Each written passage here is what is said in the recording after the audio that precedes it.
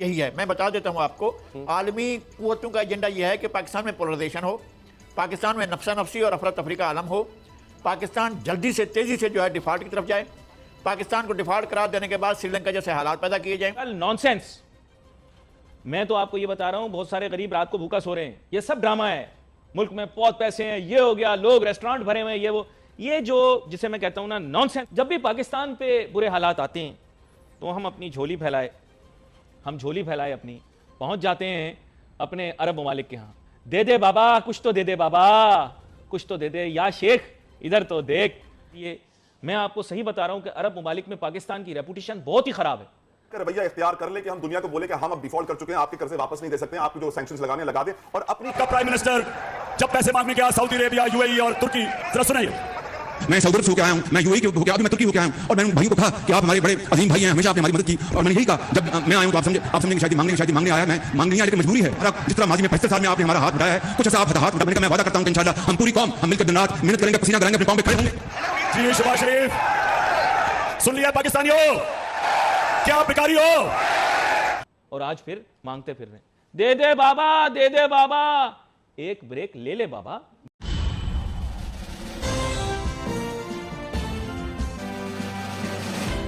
नमस्कार दोस्तों, आपका बहुत बहुत स्वागत है अपने न्यू अपडेट्स चैनल में। यूक्रेन रशिया वॉर की वजह से पूरी दुनिया में फूड क्राइसिस हो रहा है। इस कारण से काफ़ी देशों में खाने पीने की चीज़ों में कमी हो चुकी है। इससे अछूता देश यूएई भी नहीं रहा। वैसे पैसा बहुत है यूएई के पास, लेकिन फ्यूचर को सामने रखते हुए यूएई ने 15,000 करोड़ का फूड पार्क बनाने का भारत में फैसला लिया है। ये फूड पार्क वैसे ही वर्क करेगा। हम हर स्टेट में मैन्युफैक्चरिंग हब बनाते हैं, जहां रॉ मटेरियल से एक्चुअल प्रोडक्ट बनता हो और उसको स्टोर किया जाता हो। वैसे ही ये पैसा खाने पीने की चीज़ों को उगाने में और उनको स्टोर करने में, हाइब्रिड तरीके के बीज बनाने की टेक्नोलॉजी में यूज़ होगा। इससे भारत को भी फायदा होगा। सरल भाषा में मैं आपको समझाने की कोशिश करूं तो, जैसे कि आपको बहुत भूख लगी है और कुछ अच्छा खाने का मन कर रहा है, तब तक आपके दोस्त का कॉल आता है और वो आपसे बोलता है कि चल दोस्त, आज मैं पार्टी देता हूँ और तुझे जो खाना है, जिस होटल में खाना है वहीं खाएंगे, बाकी पेमेंट मैं करूँगा। तो इससे आप अंदाज़ा लगा सकते हैं कि भारत को क्या फ़ायदा होने वाला है। वहीं हमारा पड़ोसी मुल्क जो 75 सालों में अपनी आवाम को ठीक से 3 टाइम का खाना भी नहीं दे पा रहा है, वहीं दुनिया के सामने 1 बिलियन के लिए यानी कि 100 करोड़ के लिए तलवे चाट रहा है। और उसका कहना है कि मुस्लिम उम्मा हमें छोड़कर भारत का साथ दे रहे हैं। चलिए दोस्तों, वीडियो शुरू करते हैं और अपना सपोर्ट बनाए रखें। तो ये रिवायत इमरान खान साहब ने भी जारी रखी, तो अब जाहिर बात है मजबूरी है, इस हुकूमत को भी ये रिवायत जारी रखनी पड़ेगी। लेकिन हम कम ज़र्फ लोग हैं ना, बुरा ना मानना। हम अरब लोगों को बुरी निगाह से भी देखते हैं, उनको बुरा भला भी कहते हैं। माजी की हुकूमत यानी पीटीआई की हुकूमत में अल्लाह माफ़ करे जिस तरह के अल्फाज अरब हुक्मरानों के लिए इस्तेमाल किए गए, बाइसे शर्म पूरी कौम के लिए। लेकिन शर्म उनको आए जिनको शर्म हो। तो हमें इस चीज़ पर शर्म नहीं आई कि जिनका दिया खाते हैं या जिनकी थाली में खाते हैं हम उस थाली में थूक दें। है वो यूएई भी एक इन्वेस्टमेंट कर रहा है कोई फूड पार्क के लिए, बात हुई है, तो मतलब खाना पीना यानी मेरी पसंदीदा जगह आप लोग बनाने जा रहे हैं। तो उसके बारे में थोड़ा सा बताइए कि ये क्या चीज बनने जा रही है। $2 बिलियन की सुना की इन्वेस्टमेंट है जी। $2 बिलियन में आज ही अनाउंस हुआ थोड़ी देर पहले। अभी बहुत ज़्यादा डिटेल्स नहीं है, जितनी डिटेल्स अवेलेबल है। एक integrated chain of food parks बनेगी, जिसमें क्या होगा कि फूड वेस्टेज को लेके, फूड बनाने को लेके, ये सब पीछे इस पे फार्मर्स इंटीग्रेटेड होंगे। एक कंप्लीट इकोसिस्टम बनाया जाएगा, जिसमें और इसमें रिन्यूएबल एनर्जी हो, वेस्टेज ना हो, हाइजीन फैक्टर हो, इसमें फार्म जुड़े, फार्म से प्रोड्यूस आए। तो ये सब एक नया कॉन्सेप्ट लाया जा रहा है फूड पार्क्स का। तो मान लीजिए it will be a complete kind of mega food mall हम कह सकते हैं इसको। तो ये सारे मॉल्स में एक इंटीग्रेटेड पूरा 360 डिग्री होगा, from farm, production, transport, display, sale. Some food will be like sold as it is, some will be even semi processed और इवन कुक्ड फूड। तो तीनों चारों तरह की जो चीजें होगी वो अवेलेबल होंगी, ऑप्शंस इसमें होंगी, और ये कहीं जगह खोले जाएंगे। और इसमें $2 बिलियन का भी इन्वेस्टमेंट अनाउंस हुआ। शायद जहां तक मैंने देखा भी 4 या 6 स्टीज की बात हो रही, होता आने वाले टाइम में बढ़ जाए, अभी ज्यादा डिटेल्स नहीं आई है।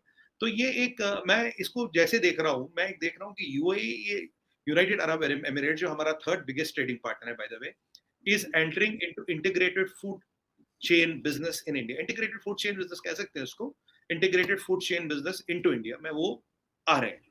तो एक अपना इन्वेस्टमेंट बना रहे बाहर। जैसे हमने देखा कि यूएस में, सिंगापुर में काफी फूड चेन्स होती है अपनी, काफी उनके फूड चेन चलते हैं। तो वैसे ही एक कॉन्सेप्ट है, तो एक फूड चेन टाइप से यहाँ आएगा, जिनके स्टोर्स भी होंगे, ईटरीज भी होंगे, आउटलेट्स भी होंगे, कंप्लीट 360 डिग्री का बैक एंड इंटीग्रेटेड होगा और एक वायबल प्रॉफिटेबल बिजनेस वो चलाएंगे।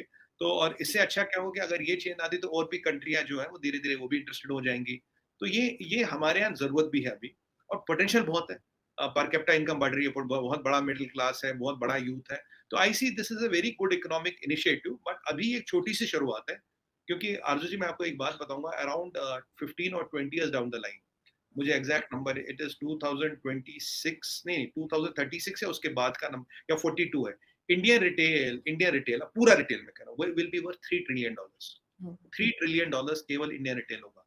तो अगर जब इतना बड़ा केक है तो लोग अपना पाई लेने आएंगे, वो इन्वेस्टमेंट करेंगे और इसका पूरा फायदा उठाने की कोशिश करेंगे। क्योंकि आने वाले 50 से 100 साल तक तो फ्यूचर जहाँ है मार्केट का, जहाँ मार्केट बढ़ेगा, जहाँ आपको ग्रोथ मिल सकती है, वो इंडिया। क्योंकि देखिए यूएस हो चुकी स्टैग्नेट, काफी ऊपर जा रही है यूएस इकोनॉमी। चाइना में ऑप्शन है नहीं। चाइना में तो अभी कल परसों मैं देख रहा था कि वो जो रूरल बैंक है उन्होंने लोगों के अकाउंट फ्रीज कर दिए, पैसे नहीं दे रहे वो किसी को। तो ये हम तो काफी दिनों से बात करते हैं, चाइना क्या हो रहा कुछ ही को नहीं पता, उस पर नहीं जाते आज।